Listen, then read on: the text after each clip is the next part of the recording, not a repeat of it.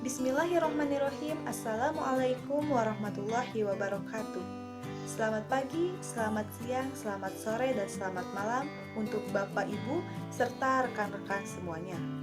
Mudah-mudahan kita semua ada dalam keadaan sehat walafiat dan selalu ada dalam lindungan Allah Subhanahu wa Ta'ala.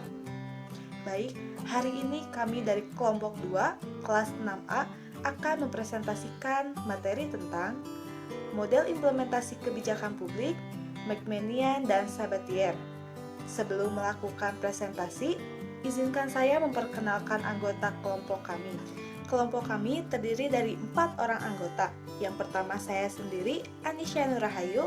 Yang kedua ada Deva Gilang Pamungkas. Yang ketiga ada Iqbal Abdurrahman, dan yang terakhir ada Novi Widya Pratama. Presentasi ini kami buat untuk memenuhi salah satu tugas mata kuliah implementasi dan evaluasi kebijakan. Baik, materi pertama yang akan saya bahas ialah tentang model implementasi.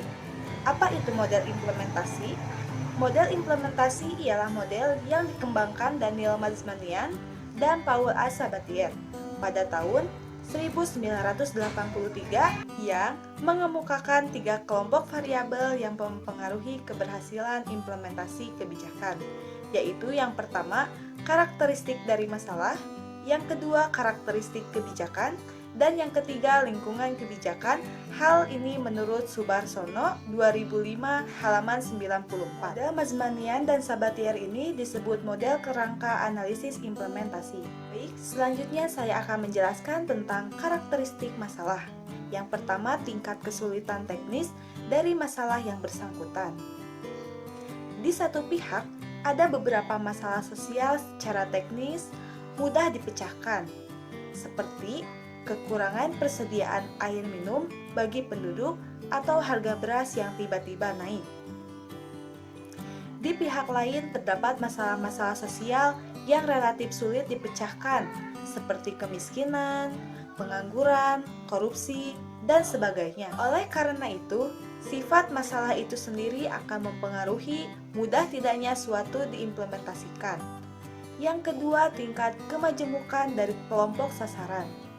Ini berarti suatu program akan relatif mudah diimplementasikan apabila kelompok sasarannya heterogen, maka implementasi program akan relatif lebih kuat. Karena tingkat kepemahaman setiap anggota kelompok sasaran terhadap program relatif berbeda-beda. Assalamualaikum warahmatullahi wabarakatuh. Nama saya Iqbal Abdurrahman. Di sini saya akan membahas karakteristik dari masalah. Yang ketiga, proporsi kelompok sasaran terhadap total populasi. Sebuah program akan relatif sulit diimplementasikan apabila sasarannya mencangkup sebuah populasi. Sebaliknya, sebuah program relatif mudah diimplementasikan apabila jumlah kelompok sasaran tidak terlalu besar. 4. Cakupan perubahan perilaku yang diharapkan. Sebuah program yang bertujuan memberikan pengetahuan atau bersifat kognitif. Selanjutnya, karakteristik kebijakan. 1. Kejelasan isi kebijakan. Ini berarti semakin jelas dan rinci isi sebuah kebijakan akan lebih mudah diimplementasikan karena implementor mudah memahami dan menerjemahkan dalam tindakan nyata. Sebaliknya, ketidakjelasan kebijakan ini merupakan potensi lahirnya distorsi dalam implementasi. 2. Seberapa jauh kebijakan tersebut memiliki dukungan teoritis. Kebijakan yang memiliki dasar teoritis memiliki sifat lebih mantap karena sudah teruji, walaupun untuk beberapa lingkungan sosial tertentu perlu adanya modifikasi.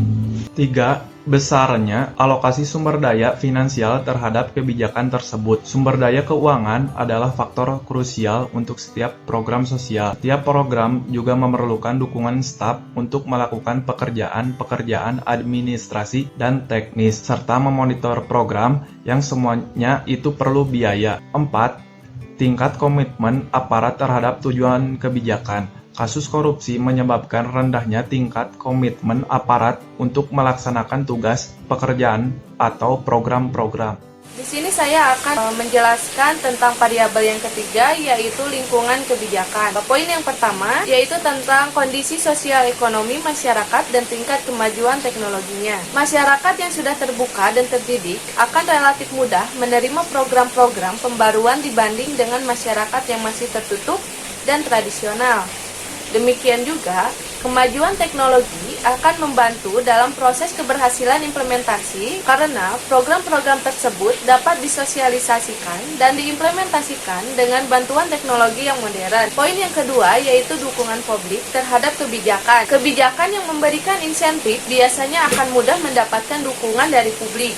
Sebaliknya, kebijakan yang bersifat disinsentif seperti kenaikan BBM atau kenaikan pajak akan kurangnya mendapatkan dukungan dari publik. Selanjutnya, sikap dari kelompok pemilih atau constituency group.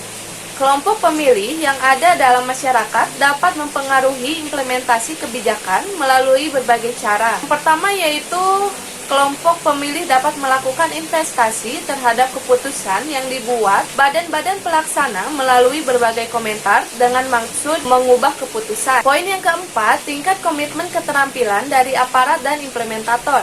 Pada akhirnya, komitmen aparat pelaksana untuk merealisasikan tujuan yang telah tertuang dalam kebijakan adalah variabel yang paling krusial. Materi yang selanjutnya yaitu tentang model kebijakan. Proses implementasi kebijakan diklasifikasikan menjadi 3 kategori atau 3 aspek. Kategori yang pertama yaitu mudah tidaknya permasalahan tersebut dikendalikan. Kategori yang kedua yaitu kemampuan kebijakan untuk menstruktur proses implementasi. Dan kategori yang ketiga yaitu variabel di luar kebijakan yang ikut mempengaruhi implementasi. Baik, saya Deva Gilang Pamungkas. Saya akan menjelaskan variabel-variabel tersebut diklarifikasikan menjadi 3 kategori atau aspek, yakni 1. Mudah tidaknya masalah dikendalikan, memiliki kesukaran-kesukaran teknis, keragaman perilaku yang akan diatur, persentase totalitas penduduk yang akan tercakup dalam kelompok sasaran, tingkat dan ruang lingkup perubahan perilaku yang akan dihendaki.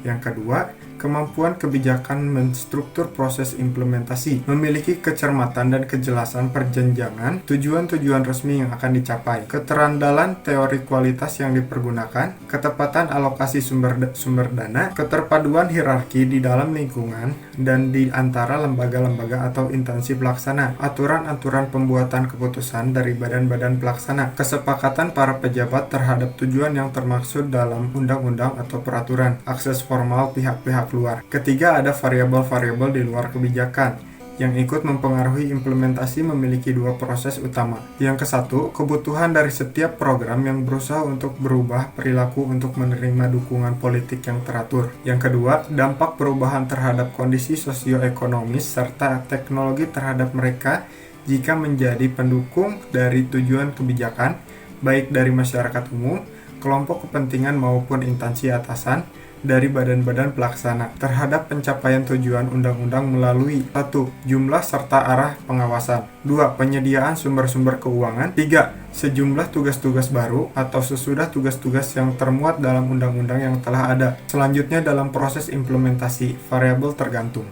Faktor-faktor yang mempengaruhi proses implementasi secara keseluruhan ditinjau menurut tahapan-tahapan berikut. A.